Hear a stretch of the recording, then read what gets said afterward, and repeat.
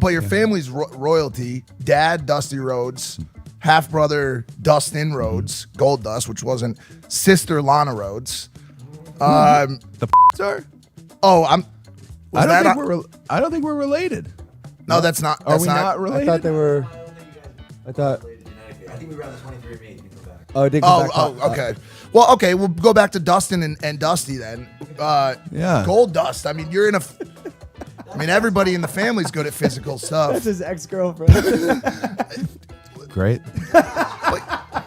This is 60 minutes of funny WWE stories. The first is Maven talking about Randy Orton hitting on a woman in the front row during one of their matches. We did a match one time, and this is, oh my God, this is the funniest thing. I probably shouldn't be telling this. It was a house show in upstate New York. And in the middle of the match, I'm the heel at the time, so I put chin lock on Randy. And he tells me, he's like, throw me out opposite hard camera. And I'm like, what? He's like, throw me out opposite hard camera. So I pick him up, glom him on the back, toss him out, go over to the ref. And I look over and Randy's pulling himself up on the barricade, hitting on two girls. That's funny because he met his new wife at a house show. She was like in the audience. Yeah. And I was just like, this guy is so good that just a wrestling match is nothing to him, that where he can go out and hit on girls during house shows. Like, that's just how good he was. And still is. We should not be too surprised with this, considering that he let a woman do this to him at a live event. Randy Orton's truly a legend. Not only was he putting on some of the best matches, but he was simultaneously working on getting the ladies at the same time. This funny story might be enough evidence to make him the undisputed GOAT in professional wrestling. Sticking with Randy Orton, our next funny story is told by Mr. RKO, and he talks about an early memory with Brock Lesnar that was too funny to not include in this video. Was Lesnar there at one point? Oh, Lesnar. Oh yeah. I remember the day he came. We were all like, what the fuck? What is that? Yeah. I remember. So we're all talking, under our breath, and here he comes. And back then there wasn't all, we had one ring and a warehouse, and there was like 12 of us. So here comes Lesnar. We knew he was coming. We get in practice. We start doing the rope running drills where you just, you just burn, you just go. And he didn't hook the top rope, as I'm sure you've been told. Make sure you get the arm over that top rope, otherwise you're gonna end up in the bleachers. And sure enough, that motherfucker, he leapt out of the ring between the second and third rope and took out like 20 metal chairs. And then just popped up, dusted himself off, and was like, I bet y'all would like to see that again. And we were like, it's cool. Do your thing, I love how Brock Lesnar actually has no care in the world. This story gave me Patrick Star vibes. This story is so funny when you think about how Brock Lesnar is a legitimate huge beast, but he's clearly a big goofball. We all know that Vince McMahon is a complete lunatic. Most wrestling fans already knew this before he got into his latest lawsuits. There's been stories of him getting mad at people for sneezing, or his attempt at creating a storyline where he was the father of Stephanie McMahon's child while she was pregnant. That's just insanity. However, this story for Matt Hardy might be the craziest one yet. To give some context, Matt Hardy and Edge were in an intense feud for SummerSlam. They actually hated each other after Edge took Matt's girlfriend, Lita, while he was dealing with an injury. WWE then turned this into an on-screen storyline, and this was Vince McMahon getting them both ready for their SummerSlam match. I'm gonna explain something to both of you right now. This is really what I want to see. This is basic psychology. This might sound crazy to you, but I have done many studies in the basic psychology of human beings and animals. He said, have you ever seen two animals in the wild kingdom when they're going to fight one another? Have you ever seen one animal wound another animal? And when it wounds that animal and the animal starts bleeding and it smells the blood, it gets bigger, it swells up, it grows, and it just wants to kill the other animal. Do you know what I'm talking about? He said, listen to me, these are your primal instincts. This might sound crazy, but when two animals, their primal instincts kick in and survival kicks in, and it's their basic primal instincts, and we all have them. We all have them, even as human beings. If you see someone weaker than you see someone that's crippled or in a wheelchair, deep down your primal instincts, you want to destroy them. You want to eat them. You want to eat them alive. That is what we do. That is what human beings do to one another. That is our basic primal instincts. If you look at a primal human being and the psychology behind it, that is our instincts. You want to take the person that is weaker than you, that is below you in the food chain, and you want to eat them. Do you understand? That's what I want to see out of this match. And Adam and I, now, we had got so freaked out from Vince's monologue. We were sitting beside each other, almost like cuddled with one another, like, what the Yes, we understand. We will follow this to a T. Thank you very much, boss. And as time ticked on, down the road, myself and Adam, we think Vince brought us in there and he tried to like freak us out to like bond us, to give us something to talk about. And really like we were on that page. Everything about that match was super professional. But Vince went crazy. He went insane. He told us, have you ever seen a crippled person or a person in a wheelchair? You want to eat them. That's a quote. He said that is basic instincts, human psychology. I don't think I'm ever going to look at Vince the same way after that, and that's saying something because I already didn't. I guess he just understands basic instincts and human psychology. Okay, Dr. McMahon. Moving on, we have 3 hilarious stories between Christian and Kane. The first funny story is about Christian talking about how he had reoccurring dreams of Kane chasing him. It's wild how everyone had these dreams, even the wrestlers themselves. Let's listen to the dream. I was probably 6-8 months behind him coming in, and I remember for whatever reason, I started having this recurring dream/nightmare about you, and I'd never met you before. And it was you as Kane, this grunting monster that never talked. And the first one was, I remember I was walking out of my grandmother's house, and I got on the porch and I turned around and you were behind me for some reason. And you were grunting at me, and it scared me. And I'm a grown man, by the way. And I run away. No, that's the grown man part. That's debatable. So I run away from you, and I run down the block, and I turn around and realize that you didn't catch me. And when I turn back around, you were standing in front of me, and you ripped my arm off and started to beat me with my own arm. And I thought to myself, well, how am I going to get out of this situation? This guy's beating me with my own arm. So what do? I think that I'm going to kick you in the knees to kick your knee out. I go to kick you, but you move and I accidentally hit you in the nuts. And then you screamed like a girl. You went, eek, like this really high screech.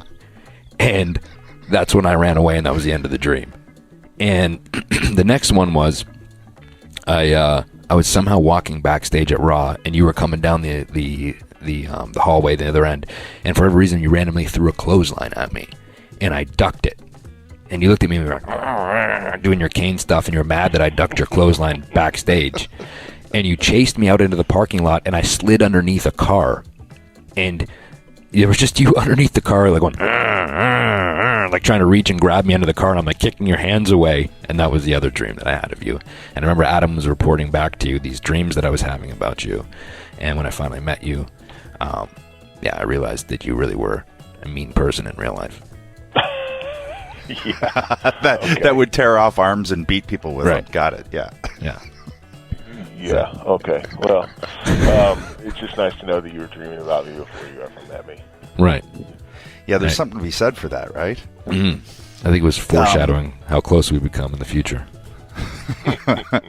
I'll be honest, that sounds a lot worse than the Kane nightmares I had during my childhood. I do love the one line he said about Kane being a mean person in real life.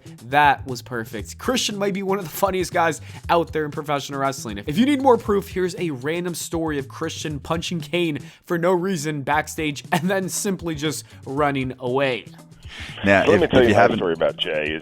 Yes, Jay and I thought we were friends, and hadn't seen him in a few months because we were on different shows, and I forget where we're flying to, but Denver. Walking through. Yeah, we were in Denver, walking into Denver Airport, and anyone that's ever been in Denver, they have this really long concourse right in the middle of the airport, and I see Jay, and I'm all happy because I haven't seen him in months. So he's like, "Hey, how you doing, man? Hey, Jay, it's good to see you, man. How's everything going?" "Great. Hey, would you like to grab something to eat?" And I'd actually had just gotten something to eat because I had to catch my flight. I'm like, "No, man, I'm sorry, I can't. I just had something." Out of nowhere, he just punches me in the stomach and then just runs away laughing in the middle of the airport for no reason. And then I hear down the corridor. Do that to another person. And then I hear yelling down the corridor, "You're such a dick!" as I run away, which was great. Yeah, a person that you supposedly like. That's how you treat them. I do like Glenn. Yeah. I will never understand why Christian would do something like this. I think he was just bored and needed to mess with someone. Sadly, Kane seems to be a victim in a lot of his stories. The next one is another example of Kane being a victim for no apparent reason. This story is about a time when he poured water on Kane's face and then also ran away, which seems to be a theme for Christian. This is a really good one, actually. So I walk in this, we're at a live event, right? So it's kind of more relaxed than being at a TV. So I walk back and I walk in this dark locker room, and Glenn is sleeping on the floor, like in his Kane outfit. No, I was stretching actually. No, I thought you had your eyes closed, whatever it was. So I go over and I stand over him, and he's on the ground, and his eyes are closed, and he's like in this really peaceful moment. And I had this bottle of water, and I'm just sipping this bottle of water. I'm standing over him. He has no clue I'm there, and I'm just looking at him like, I don't even know why I did it. I just dumped some of the water on his face. His eyes pop open, and I've never seen him so mad, and it scared the shit out of me. I started to run. All of a sudden, there was a chair by him. He flings this chair across the room, and now I'm doing the high step, and this chair is tumbling behind my feet as I'm running away. And then I actually waited a few minutes. I hid so he'd calm down, and then I went back, and I was like, "Glenn," and he's like, and he starts apologizing to me. That's how nice Glenn is. He's like, "I'm sorry, I didn't mean to throw the chair at you." I was like, the reaction. Yeah. I was like, so I was like in my head, I'm like, okay, I've spun this around already. I'm like, it's okay, Glenn, I forgive you. I'll let you go this time. Yeah. So. Now, but just to like, so Glenn is in his full gear. Yeah. Basically, where you walk in on Kane Yoga, and you decide that dumping water on this huge human being is a good idea. What is not firing in your brain? Well, when the water was on its way down is when I realized this isn't going to be good, but it was too late. Yeah, it was like an impulse. And as soon as I saw his eyes open, I was like, "Oh boy, I better get out of this room." So that's when I hit the bricks. So we knew Christian was funny because of his hilarious on-screen moments, like the time that he said he was going to sue the WWE, or this entire Dead Father run in AEW. But these backstage stories show us that he's even funnier than we thought. We're going to need his podcast to return because I'm sure there's plenty of more hilarious stories that he needs to tell. Christian, let's move on to the next funny story. This is about CM Punk's legendary WWE return. As we remember, he got fired from AEW, and then he came back to WWE to return in Chicago at the end of War Games. It's one of the best moments of all time. It got even better after CM Punk told the story of how it almost went wrong because of miscommunication between himself and Triple H. And they're starting the War Games match, right? So it's literally like, I don't have a deal yet, you know? We're at the end of the show. Yeah. So I'm just sitting in there and the lawyers are going back and forth, you know, hammering stuff out. And Triple H walks in and he's just like, if this gets done, you know, we're just going to wait. You know, when the time's right, we're going to bring you in through Gorilla. And I was like, okay, great. So contracts get executed. And it's time, and it's literally just like, okay, deep breath, open the door, walk through Gorilla, and now it's like there's so many people in Gorilla. Yeah. And then all of a sudden I get bear hugged from behind. And like as I kind of turn around to see who it is, it's Bailey. Standard and Bailey. She's like, I knew it. You know? She's like, as soon as they started yelling at us to clear the hallway, she's like, I knew it. Yep. And she's not letting go of me. And then, like, you know, the Triple H is there. Regal, I remember looking at Regal and Regal going, Look at us. Like that Paul Rudd video. Look at us. Look at us. Look at us. 100%. You know, but there was just so many people in there. It was like, and then I don't know what to do. I absolutely lose my composure. Yeah. Because all I know is I'm coming out. Yeah. But I don't know what the set looks like. I don't know if there's a ramp. I'm literally like in the dark, walking in blind. And so I'm trying to talk to Triple H over the table, you know, and it's so loud and there's so many people and they like hit my music and I'm like, I don't know what I'm doing. Yeah. What am I doing? Look cool. And he's like, go out and walk down to the cage. And I'm like, go out and walk all the way down to the cage. That's crazy. And he was trying to tell me that there was 2 cages for the baby faces and the heels for War Games. Yeah. And he wanted me to walk down and stand in between there. And so in my head, I'm like, I'm marching all the way to the cage. Yeah, right. And he's like, no, and my music's playing. Yeah. And you're like, we're going back and forth. And I'm like, we're both freaking out. We're like, no. And like, he rips his headset off. And I'm like, oh God, what are we doing? You know, and we figured it out. But that's amazing. I'll never look at that the same right? Yeah, the chaos backstage, brother. I mean, it's the last minute. Someone's got to have this on film too. You know? There was so much stuff going on back there, and they film everything now. So I'm sure someday we're going to see a lot of cool stuff. We got very lucky that the 2 cleared things up, because can you imagine CM Punk walking down to the ring instead of being at the stage? It would look goofy. Things would have gotten real awkward. Thankfully, the return was epic, and now we have this funny story, which makes it even better. The Undertaker's podcast, 6 Feet Under, is the best wrestling podcast in the world, in my opinion. We found out that Taker has some of the funniest stories. To make it even better, he's a great storyteller. Undertaker's second career in podcasting has been a great success. There was even an episode with Mark Henry that had people laughing the entire time. I think the funniest part is when they were telling stories about Owen Hart. This is when you realize that Owen Hart was hilarious. We have 4 Owen Hart stories told by The Undertaker and Mark Henry, and the first one is about Owen Hart trolling his opponents when calling spots. Owen Hart used to make me laugh so much because he would always do either a backdrop and he would go, my shank. And I would be like, he would say, what is a shank? Like, he was nuts. Oh, I'll get you back. Owen would like, he'd be throwing you in for a spot or something like that, and he would just make up some kind of ridiculous, impossible thing to physically do on the move, right?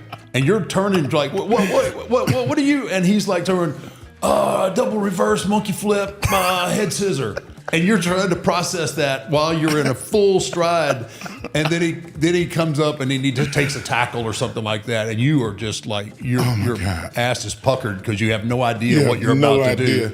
Imagine trying to have a serious match and then you're in the ring with the biggest troller of all time, Owen Hart. You would be absolutely cooked. His trolling was so funny that Mark Henry said he was on his knees laughing so hard he could not wrestle in the match. This is Henry talking about the time that he trolled during a battle royal.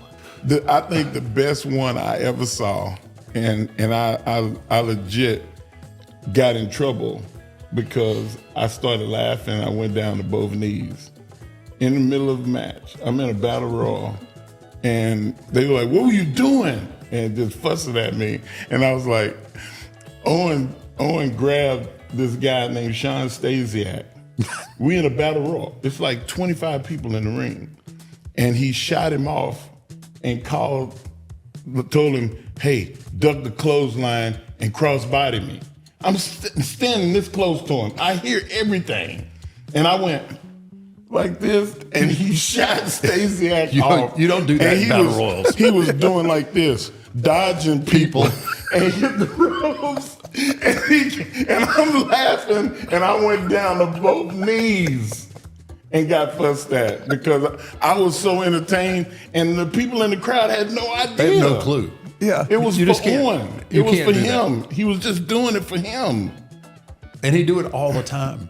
You had to be extremely funny if you had Mark Henry laughing that much on live TV. It sounds like Owen Hart was ribbing everyone in sight. He wasn't even afraid to prank the boss himself, Vince McMahon. In this next story, they talk about the time that Owen Hart put a bunch of barn animals in McMahon's office, and this is what they said. I was riding with Owen at the time, and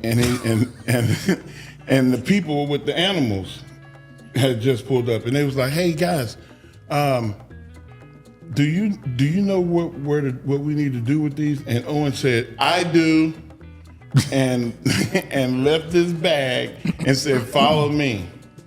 And I knew, I was like, oh, what is he doing? And I'm hurry up, I park the car, I get my bag, I get his bag, and I'm trying to go in the building, and I'm looking, hey, where did Owen go? And they was like, he went that way. And I went, oh no. And I knew exactly what was that way in this arena. It was Vince's office.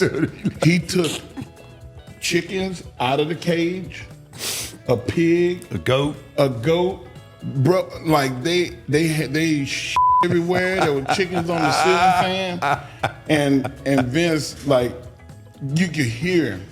Owen. He knew exactly. He knew, and Owen's like, what are you talking? I wasn't even there. I wasn't even there. And that was his response for everything. And Davey, like, they would look at Davey, I just got here.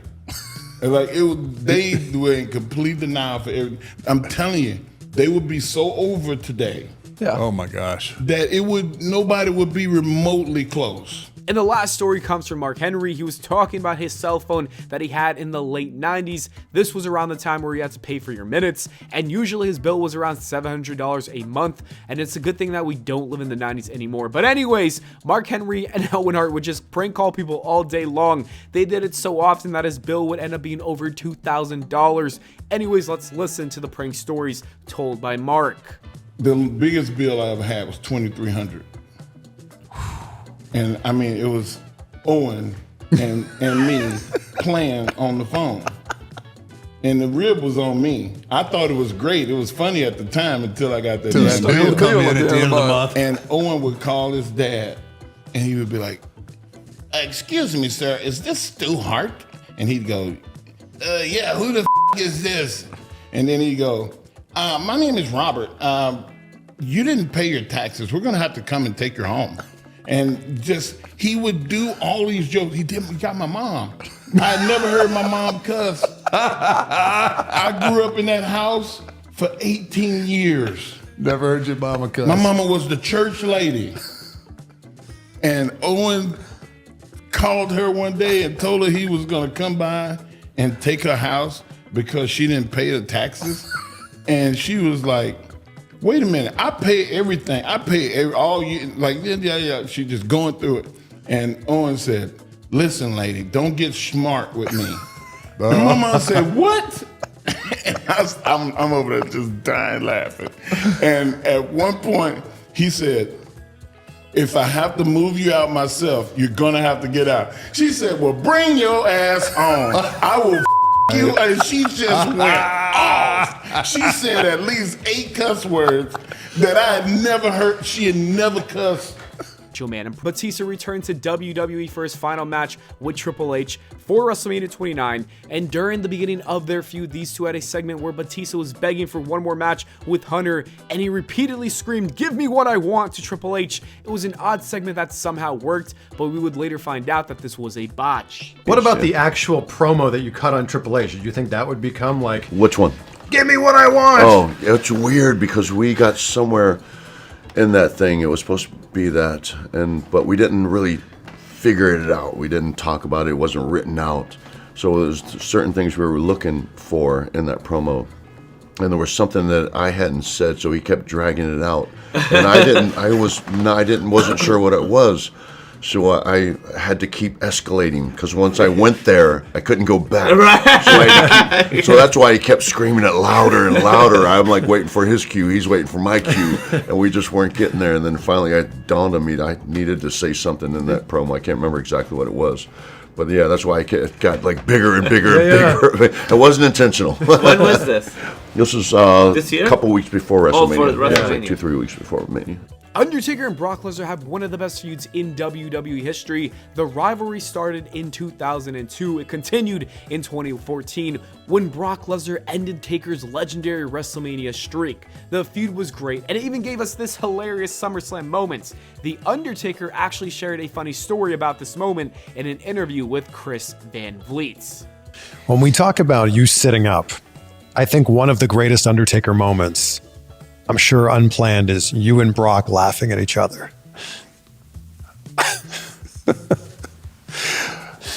That was Brock.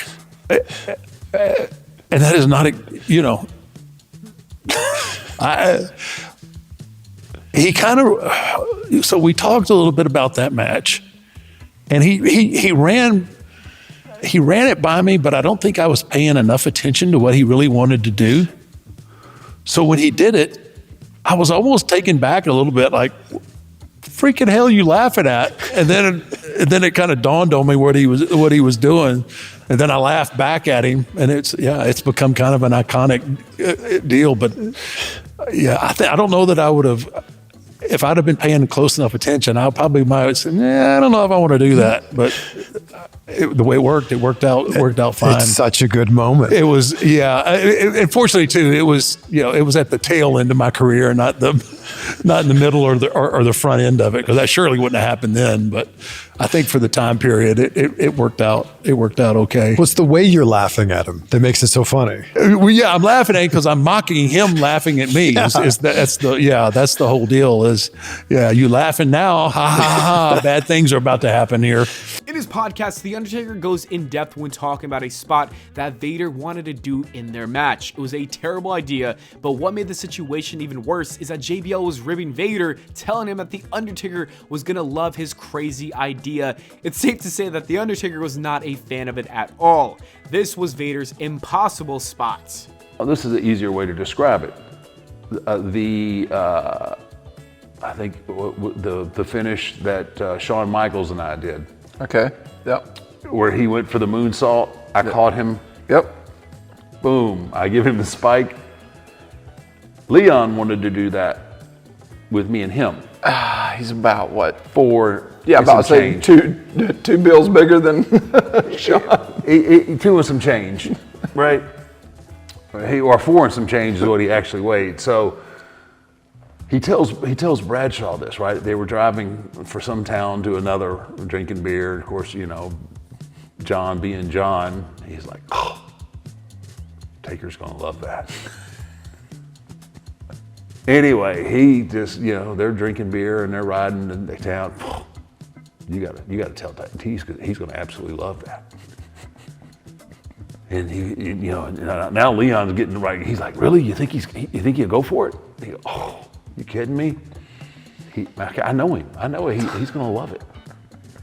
So next day we're at the venue. I'm sitting in my dressing room. Leon comes into the dressing room, grabs a folding chair, sets it down. I mean, right in front of me, like just like no space awareness at all. I mean, that's how close we are. And he's like, "Look, I've got the great finish for our match." Like, yeah. What do you got? And he was so animated and so excited about it. He goes, "Okay, boom, I drop you. I may even hit you with the Vader bomb, right?" And I'm like, "Okay, yeah, all right." He goes, after I hit you with the Vader bomb, I don't pin you. I get up and I go to the top, and then I go for the moonsault. But before I hit the moonsault, you set up. And then as I'm floating as I'm doing the black, you catch me, and boom, we go right into the tombstone. When I'm sitting there,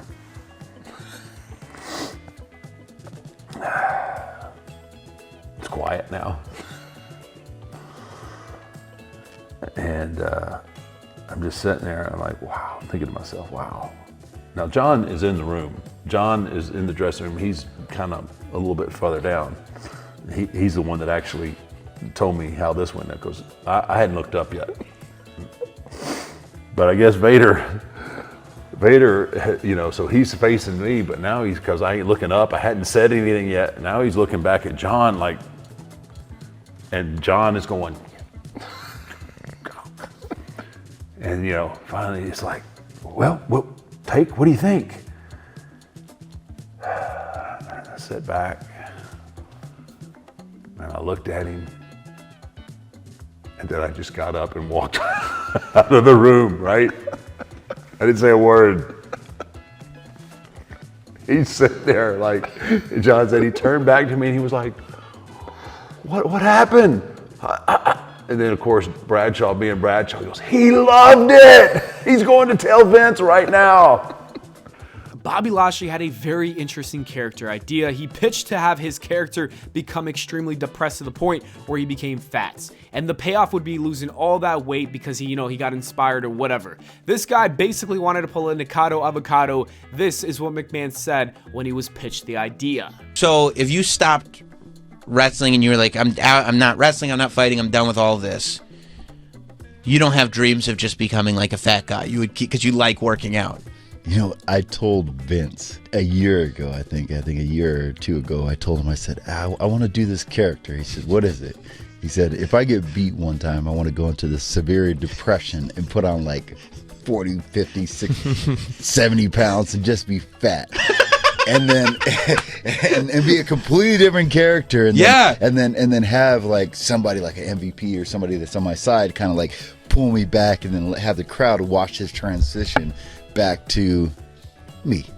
You're a psycho, dude. And he said, there's no way you can do that. I said, man, I think I can do it. HBK is one of Cody's favorites. The Iron Sheik was probably insane, and it seems like everyone has a funny story to tell about him. We have 3 hilarious stories about the legend. The first one comes from The Undertaker, who talks about when they were roommates. All Undertaker wanted to do was get some sleep before the next day, But the Sheik made that impossible with his late night shenanigans. Me and Sheik ended up having to split a room. He's like, hey, Marky Baba, maybe we split room? And I'm like, yeah, sure, Sheik. Yeah, we can do that. Excellent, Bubba. All right. So around 1:30 in the morning, Sheik comes in. I don't know, maybe another 30, 45 minutes after I did. I'm kind of just right there on the edge of some good sleep, and he goes, excellent, Marky Baba. You get into good rest, like, yeah, Sheik, I'm getting some sleep. That's excellent, brother. So, he lays down, falls asleep. I don't know, it's like a couple hours later, I wake up freezing.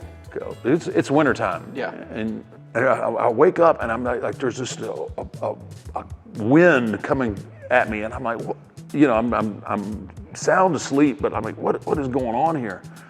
And I wake up, and I look, and Sheik's bed's empty. And then I looked the other way, which there was a balcony, sliding glass door, had a little balcony. It's 4:30 in the morning, and Sheik is out there doing Hindu squats. I'm trying to fall back asleep, and I hear the sliding glass door shut, and then I was like, oh my God. Instantly, the room was warmer, right? Yeah. I went, oh, thank goodness, right? And I'm looking at the clock, and I was like, man, I got like another 2 hours I can sleep before we got to get up and get on the road again. So the next thing I hear, the shower's on. Full steam. I'm like, oh my gosh. Oh my gosh. So this shower goes on and on and on and on. And finally, I hear the water turn off. Oh, thank gosh. And I look, I've got like an hour. I mean, it's just ridiculous. Hour, 15 minutes. Okay, go to sleep.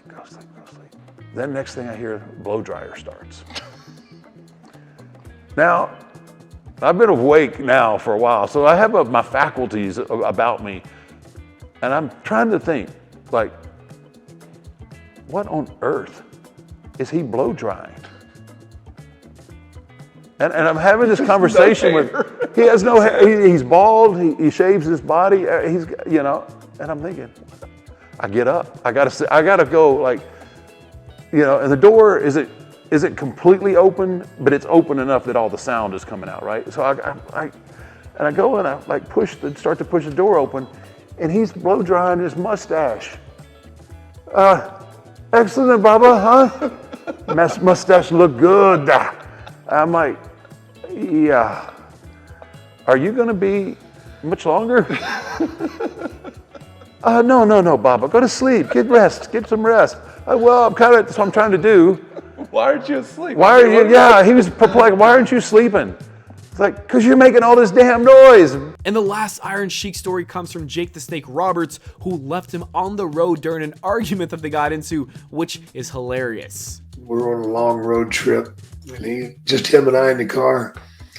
And all of a sudden, man, he just goes, pull the car over. I cannot believe you said that. You don't say that to the Iron Sheik, baby. You don't do that. I'm going to pull over. I'm going to stretch your ass, you sucker. And I'm like, what the are you talking about, man? I had no idea what he's talking about. Pull over. I pull over right now. I'm going to bend you over the car and treat you some respect. I'm like, motherfucker, man. So I pull over, man. He gets out. I just drove off. Yeah, I waited about 2 miles down the road. Let him cool off. Yeah. Let him walk up, and he got back to the car and goes, oh, Jake, you're too much. I can't believe you leave the Sheiky baby on the road. Oh, I love you. Let's do some gimmick. Before joining the main roster, Kevin Owens was in NXT while Dusty Rhodes was running things, and this is Kevin Owens and his favorite Dusty Rhodes story from his NXT days.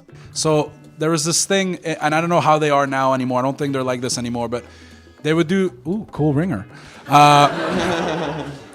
They would be we would put on little shows at the Performance Center where they would have a couple matches, and the only audience was the wrestlers and the coaches. And it was just to give some of the guys experience that they not necessarily have yet.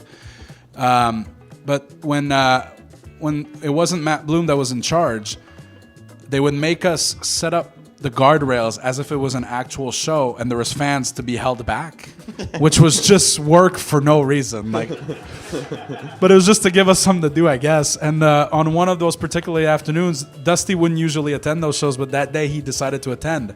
So I pretended like I put on a guardrail, then I just went to sit down next to Dusty, and we just started talking as everybody's setting this stuff up. I was like, what are they doing? I'm like, oh, well, we act like it's an actual NXT show. It's like, why? I'm like, I don't know. I'm like, they even sing the national anthem. He's like, no way. I'm like, I'm telling you. He's like, I don't believe you. I'm like, okay. So whatever. Finally, everything gets set up. Like, okay, everybody go take their spot. So I just go sit in the crowd on the other side of where Dusty is. Dusty's by the coach's desk or whatever. And sure enough, the ring announcer walks in and says, everyone please rise for the national anthem. So I stand up and I look across at Dusty, who's standing up. Like, at first he's on his phone, so he's not paying attention. Then he hears the music, and I see him. And he looks, and he sees everybody standing up, so he just stands up, looks at me, goes, and then, I don't know. That moment, to me, was just like, even Dusty thinks this is ridiculous. It's okay for us to think it's ridiculous. Mark Henry is the world's strongest man, and that's not a gimmick. He would hit the world's strongest man on the Big Show, as well as the Great Khali. He would pull cars and trucks, and there's even clips of him dunking a basketball. That isn't a strong thing to do, but I'd say it's very impressive. As you can see, Henry's actually the world's strongest man, and the time that he actually broke a Masterlock is even more proof. This is him telling the story with Chris Van Vliet. The feats of strength you did on WWE were incredible, like bending a frying pan, lifting a car. But how frustrated were you when that steel door wouldn't open for the cage, the steel cage? No, it was a padlock on it. It wasn't a door. I mean, I could have jumped up and grabbed the door and just ripped the door off the hinges. They wanted me to pull the chain, break the chain. And I had committed to pulling on that chain to break that lock. Jim Ellis, I should kick you in the balls. But Ellis was busy. He had so much going on, he forgot to take a hacksaw and kind of saw the Masterlock. So Masterlock, Mark Henry broke your He didn't score it. So he didn't weaken it enough so I could just, pop it. So when I started pulling on it, it wouldn't go. That's why it took so long. It was like, I had to go back and look, but it was supposed to be like instantaneous. Yeah. Ping, do it and go. Like 3 or 4 minutes, maybe longer. It took for me to I really broke it. Yeah, and you're kicking the door like you look pissed off. I was. That's probably the greatest feat of strength you ever see in wrestling. Wow. Like I could never do that again.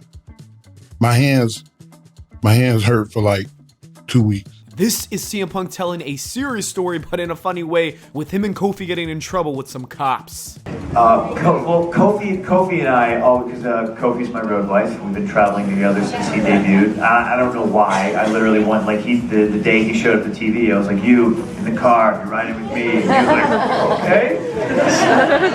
Me and him, it never fails. And it's changed because I got a bus now, thankfully. But him and I think this has been detailed before, so hopefully this isn't boring for you.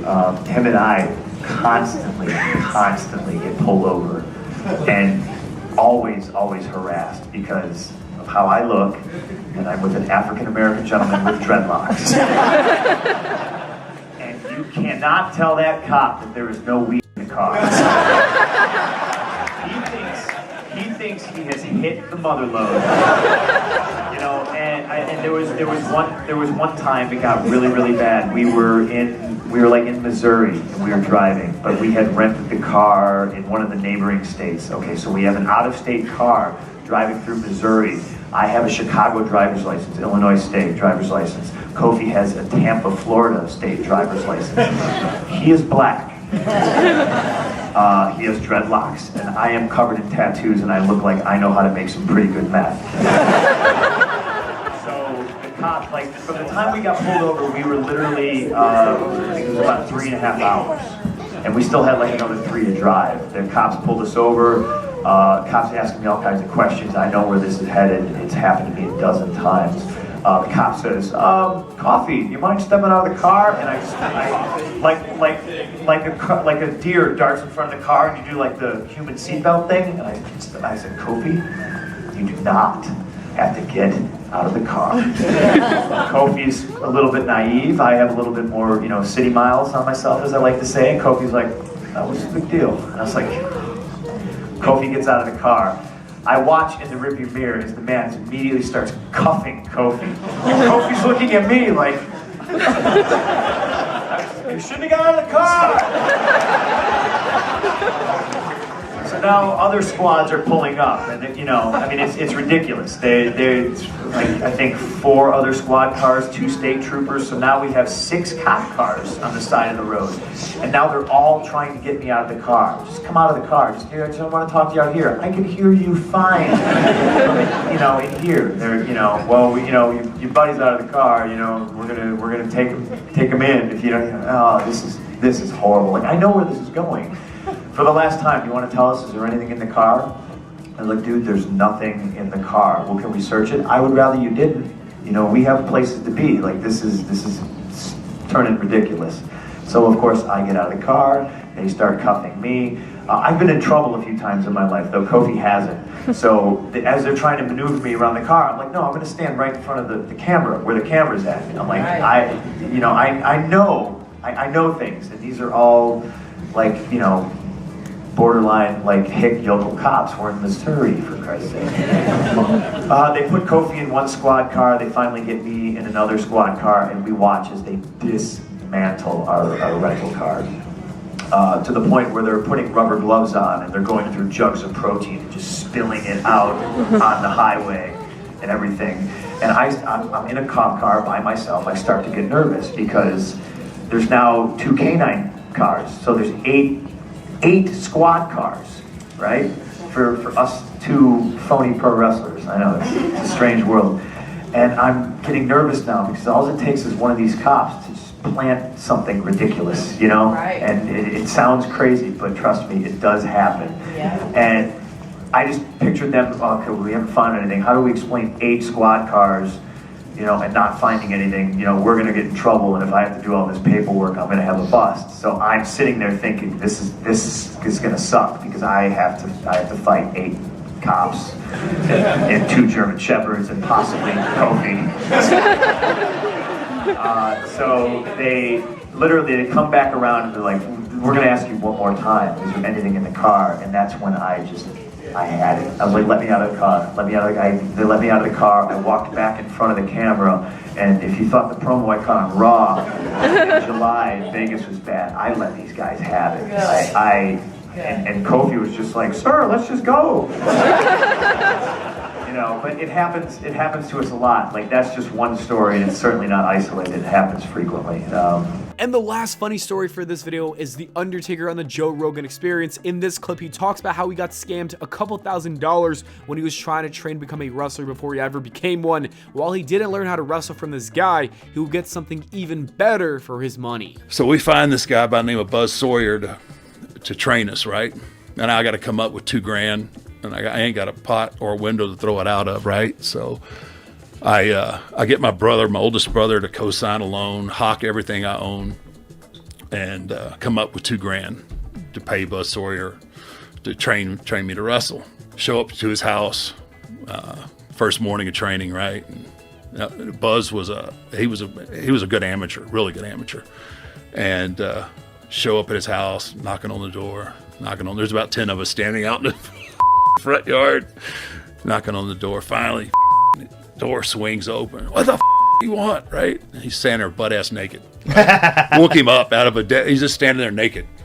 And everybody's like, we're here to train? And he goes, oh, is that today? Yeah, and so he gets another guy that was staying there with him. His name was Perry Jackson, who I'm friends with to this day. He says, go out there and warm them up, right? So he goes out there and we run and do everything they can do to blow us up and run us off, right? Totally gassed out, about 2 hours, just nothing but cardio, right? Finally, Buzz comes out. All right, everybody line up. All right, everybody get down. Amateur position, right? So, everybody gets down. Fucking, he just stretches the shit out of everybody, right? Like cross-faced, just fucking, chicken wing, and just hooking everybody and rolling them around in his front yard, right? And that was it, right? Then he goes in the house. So y'all come back, a couple other days. So this goes on for weeks, and like every time I show up, there's like one less guy that shows up. They just like. Until I was the last one there. So I'm the last one there. I knock on the door. Fuck. He never answers, right? So I start peering in the windows. Fucking all the furniture's gone. Everything's gone. He's gone. He's gone to a different territory to work. He just left, right? Never learned any pro wrestling. He was just teaching you wrestling. He was just teaching me. Yeah, obviously we signed up for pro, to teach us how to pro wrestle. But he just came out there, and his whole goal, and this is the way it was back then, is they always try to take your money, and then they try to run you off. Most of those guys in that era were all shooters. They were all good amateurs. Right. And that was what they would do. They would take your money, then they'd hurt you, twist you, and try and get you to quit. And they got your money, and they didn't have to worry about it. Those days you spent rolling around on the grass in front of that dude's house while his face cranking you. I do. I think about that often. I was like, dodging piles of dog. Yeah. Did you ever find the guy, your original coach that just moved out? Oh, that guy's dead. Yeah, he is dead. Yeah, he's dead. I ran into him a few years later. I got in the business, and I left a really key point out of that story, what I did. So I showed up at his house that day, right? And all the shit's gone. All his furniture, he'd moved on to another territory. But I guess he had to leave so fast that he couldn't take his dogs. He had 2 beautiful Rottweilers. He left his dogs? He just left them? Just left them. Oh my God. They got good homes. Well, you took them. I took them. Oh, that's right. Yeah.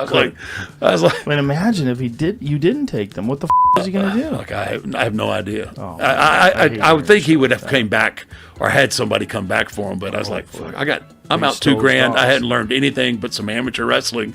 I was like, fuck that. I'm taking these dogs. I couldn't eat myself. I didn't have enough food, money to feed myself. I didn't know I was going to feed some dogs, but I knew I was getting something out of this. I got the shit kicked out of me for 6 weeks. I'm getting something out of this. Yeah. And I ran into him, it was a few years later. for a different company, and we're sitting across and he had no clue. He had no clue who I was, and we're sitting across the dressing room, and I'm just staring at him, right? And he's like, and he was, like I said, Buzz was a tough guy. He was, a good amateur. And he said, "Why are you staring at me?" And I said, "You don't know who I am, do you?" He goes, "Should I?" I was like, "Yeah, you probably should. You took $2,000 of my money. You should probably know who I am." Yeah, he's kind of squinting at me like, "Well, what do you want to do?" So, "I don't need to do anything. I got my money." So, "How do you have your dogs?" And the face is like, it's like, "You took my dogs?" Like, "Yeah, I took your fucking dogs. You fucking left me." It's like, "Well, what do you want to do?" "I'm good, man. I'm all good."